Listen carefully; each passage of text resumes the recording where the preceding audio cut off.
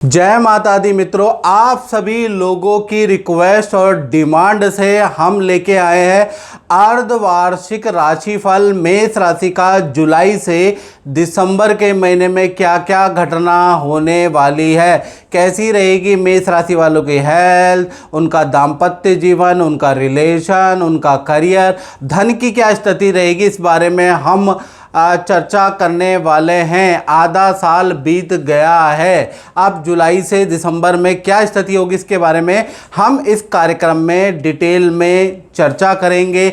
गोचर ग्रहों के सिद्धांत के अनुसार हम आपसे डिटेल में प्रेडिक्शन करने वाले हैं कि मेष राशि वालों की हेल्थ कैसी रहेगी, रिलेशनशिप कैसा रहेगा, धन की स्थिति कैसी रहेगी और करियर अब क्या बूस्ट पे आएगा नहीं आएगा, इस बारे में इस कार्यक्रम में डिटेल में चर्चा करेंगे। और मेरा कार्यक्रम यदि मित्रों आपको अच्छा लगता है ना, अच्छा अगर लगता है तो मेरे चैनल को सब्सक्राइब जरूर करें। फेसबुक में देख रहे हैं तो पोस्ट को दोस्तों, यारों, मित्रों, रिश्तेदारों के ग्रुप में जरूर शेयर करें। चलिए सबसे पहले हम चर्चा कर लेते हैं जो मेष राशि वालों की कुंडली है जो आपके सामने आ रही है। अब जुलाई से दिसंबर में सबसे पहले हेल्थ और रिलेशन के बारे में बात करें तो सबसे पहले अभी जुलाई में अगर देखा जाए तो मंगल देव जो है, क्योंकि आपकी राशि के स्वामी मंगल है, उन पर निर्भर करेगा आपका दाम्पत्य जीवन, आपका लव लाइफ और आपकी हेल्थ। तो अभी मंगल आपके सिंह राशि में बैठे हैं, जैसा 5 में आपका मंगल बैठे हैं जहाँ 5 है यानी सिंह राशि में, और 1 जुलाई से 27 जुलाई तक सिंह राशि में रहेंगे। हेल्थ आपकी वेल एंड गुड रहेगी, बल्कि कुछ एक्टिविटी में भी, क्योंकि मंगल स्पोर्ट्स का कारक होता है, मंगल खेल का कारक होता है, तो कहीं ना कहीं किसी न किसी activity, gym, yoga, exercise, walking, health पे आप ध्यान देंगे। मंगल आपको एक सबक सिखाएगा, आप अपनी हेल्थ के लिए जागरूक होंगे, डॉक्टरों को टेस्ट कराएंगे, जो बॉडी में चल रही प्रॉब्लम है उसको दूर करने के लिए तरह तरह के प्रयास करेंगे। यानी कहीं ना कहीं मंगल सिंह राशि में बैठने से आपको हेल्थ के लिए सचेत और एक्टिव रखेंगे। यहीं पर आपके दाम्पत्य जीवन में देखा जाए तो दाम्पत्य जीवन के लिए पंचम भाव का मंगल लव एंड अफेयर को बढ़ा देता है, यात्रा को बढ़ा देता है। पार्टनर के साथ हिल स्टेशन की यात्रा जुलाई में होगी, पार्टनर के साथ में किसी योजना में काम करेंगे, बाजार के चक्कर लगाएंगे, पार्टनर के साथ में सहयोग, हाथ में हाथ रख के काम करने वाले, यानी 27 जुलाई तक रिलेशनशिप, चाहे लव कपल है, चाहे पति पत्नी है, चाहे आपकी हेल्थ है, वो बहुत अच्छी 27 जुलाई तक रहने वाली है। फिर उसके बाद देखा जाए तो मंगल सिंह राशि से निकलकर आपके छठे भाव में आ जाएंगे जहाँ 6 नंबर लिखा है, यानी यहाँ पर 28 जुलाई से लेकर 12 सितंबर तक रहने वाले हैं। अब यहाँ पर रहेंगे तो कन्या राशि के अंदर मंगल होंगे, तो यहाँ पर आप की हेल्थ बहुत अच्छी नहीं रहेगी, आपको फोड़े फुंसी की समस्या रहेगी, छोटी छोटी चोटें आपको बार बार लगती रहेगी, इलेक्ट्रॉनिक आइटम पे आपका धन खर्च होता रहेगा। यानी यहाँ पर जो मंगल की स्थिति बहुत अच्छी नहीं है। वहीं पर पति पत्नी या प्रेमी प्रेमिकाओं में बात बात पे अनबन रहेगी, ईगो की प्रॉब्लम आपके सामने आ जाएगी और बात बात पर 12 सितंबर तक आप लड़ते रहेंगे, फिर मनाते रहेंगे, फिर लड़ते रहेंगे। और पार्टनर को वाहन से संबंधित कुछ ना कुछ खर्चा या इलेक्ट्रॉनिक आइटम पे, क्योंकि छठे में मंगल बैठा है तो खर्चा तो जरूर कराएगा, तो पार्टनर को वाहन या इलेक्ट्रॉनिक आइटम में कुछ खर्चा होता हुआ नजर आएगा। यानी ये जो कन्या राशि में मंगल की स्थिति है ये अच्छी नहीं है। फिर यहाँ से 13 सितंबर को लेकर और 26 अक्टूबर तक मंगल देव कहीं ना कहीं आप 7वीं राशि में पहुँच जाएंगे, तुला राशि में पहुँच जाएंगे। यहाँ पर स्थिति मध्यम है, यानी कि यहाँ पर देखा जाए तो जानबूझ के आप बीमार पड़ सकते हैं, अन्यथा आप बीमार नहीं पड़ेंगे। यानी कि आप ज़्यादा ठंडा खा लेंगे और गलती से आप खा लेंगे तो आप बीमार पड़ेंगे, आप रेडी पट्टी का खा लेंगे, परहेज नहीं करेंगे तो आप बीमार पड़ेंगे, या दवाइयाँ टाइम पे नहीं लेंगे तो आपका बीमारी बढ़ सकती है। अन्यथा ये जो अवस्था है यहाँ आपके लिए मध्यम स्वास्थ्य के लिए रहने वाली है। हाँ, जानबूझ के अगर आप गलती करेंगे तो 13 सितंबर से 26 अक्टूबर के बीच में आप ज़्यादा बीमार भी पड़ सकते हैं। वहीं पर रिलेशनशिप के बारे में भी बात करें तो रिलेशनशिप अच्छा ही रहने वाला है। पार्टनर के साथ में किसी शादी समारोह में आप जाने वाले हैं, पार्टनर के साथ अच्छा वक्त बिताने वाले हैं। लेकिन पार्टनर को, क्योंकि मंगल यहाँ पर मध्यम है, यानी 13 सितंबर से लेकर और 26 अक्टूबर तक, यहाँ पर अगर आपने पार्टनर को उंगली दी या उनको बुरा भला कहा तो भाई फिर वो जो नाराज होंगे वो आपको उनके कोप भाजन का सामना आपको करना पड़ेगा। यानी कि यहाँ पर आप जानबूझ के अगर गलती करते हैं, जानबूझ के पार्टनर को चिढ़ाते हैं, पार्टनर की गलतियों पे गलतियाँ निकालते हैं जानबूझ के, तो यहाँ पर उनके कोप भाजन यानी कि उनके बुरे व्यवहार या उनके क्रोध का सामना आपको करना पड़ सकता है। नहीं तो यह हाउस अच्छा है लेकिन गलती से आपको नुकसान दे सकता है, याद रखिएगा।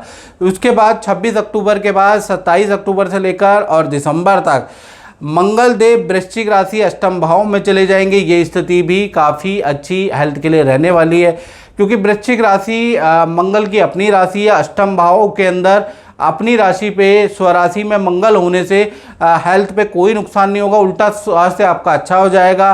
स्वास्थ्य के प्रति आप सजग रहेंगे, एक्सरसाइज करने वाले हैं, कुछ रूटीन फॉलो करने वाले हैं, कुछ डाइट में चेंज करने वाले हैं, यानी हेल्थ अच्छी रहने वाली है।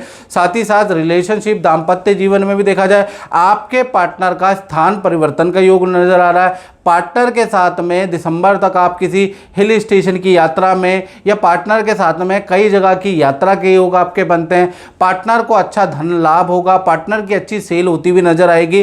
तो कुल मिला के पति पत्नी प्रेमी प्रेमिकाओं के लिए भी ये स्थिति अच्छी है। साथ ही साथ आप की अगर मेष राशि है तो आपकी हेल्थ के लिए भी स्थिति अच्छी है। अब बात कर लेते हैं आपकी धन की स्थिति जुलाई से दिसंबर में कैसे होने वाली है। धन के स्वामी हैं, 2 नंबर के स्वामी हैं शुक्र। शुक्र 1 जुलाई से 27 जुलाई तक वृषभ राशि के रहेंगे। यहाँ पर धन संबंधी बड़ी डीले आपकी हो सकती है, रुका हुआ धन आपको 27 जुलाई तक मिल सकता है।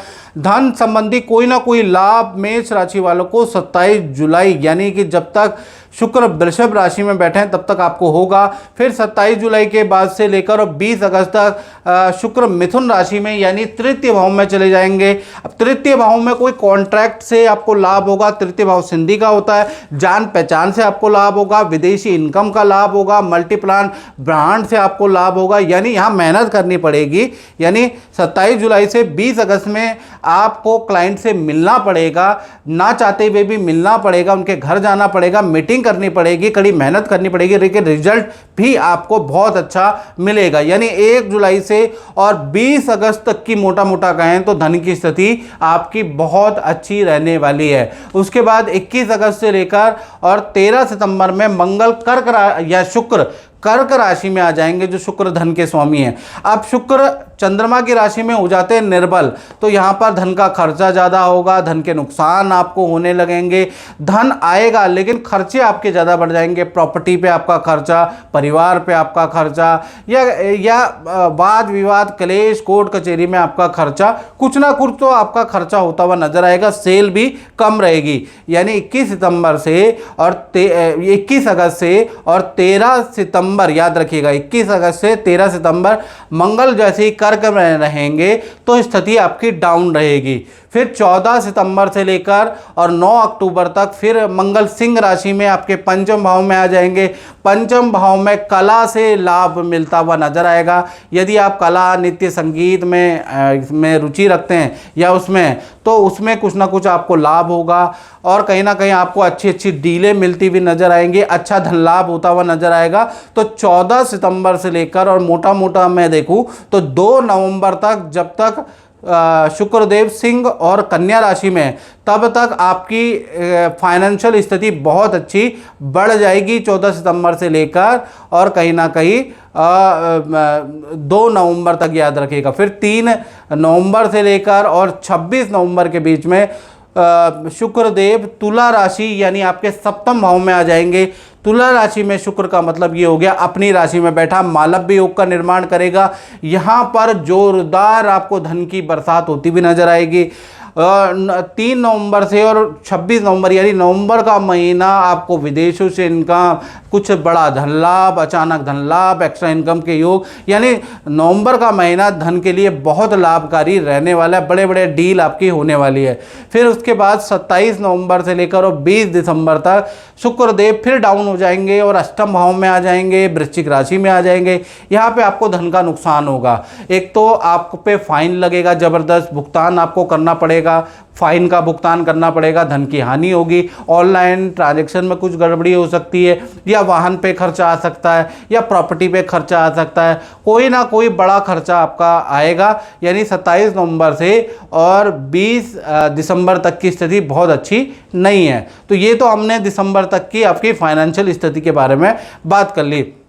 अब बात करते हैं मेष राशि के करियर के बारे में। तो करियर में देखा जाए तो 1 जुलाई से लेकर और 12 जुलाई, क्योंकि करियर के स्वामी, दसम भाव के स्वामी शनि है, शनि अभी 12वें भाव में बैठे हैं, तो 1 से लेकर 12 जुलाई तक टेंशन ही रहेगी, मेहनत ज़्यादा करनी पड़ेगी, रिजल्ट आपको कम मिलेगा। तो 12 जुलाई तक तो कोई चेंज नहीं है।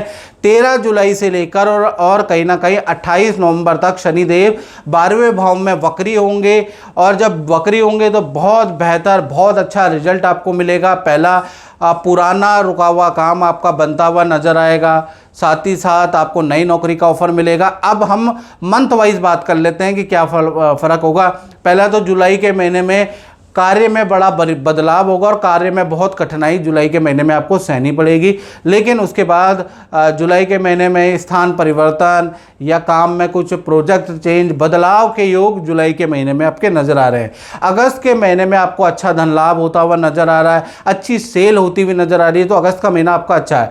इसी प्रकार से सितंबर का महीना भी पद का लाभ, कोई पोजीशन, कोई नेतृत्व करने को आपको मिलेगा और धन का लाभ भी बहुत अच्छा है। तो अगस्त और सितंबर आपका अच्छा है। अक्टूबर का महीने में देखा जाए तो ये भी अच्छा है, कोई सम्मान आपका को मिल सकता है, कोई आपका सरकारी रुका हुआ काम बन सकता है, किसी काम में आपका सिलेक्शन हो सकता है, विदेश से या ऑफिस से कोई इच्छा आपकी मान ली जा सकती है। तो कुल मिला के अगस्त, सितंबर, अक्टूबर का महीना आपके लिए धन और करियर के लिए बहुत ही अच्छा है। और नवंबर का और दिसंबर का महीना कहे तो नवंबर और दिसंबर का महीना भी आपके लिए अच्छा ही रहने वाला है। तो कुल मिला के अगर देखा जाए तो जुलाई का ही महीना आपके लिए बहुत अच्छा नहीं है, इसमें स्ट्रगल रहेगा। हालांकि शनि वक्री हो जाएंगे, उससे थोड़ा बदलाव आएगा। जुलाई का महीना बड़े बड़े परिवर्तन करने वाला रहने वाला है।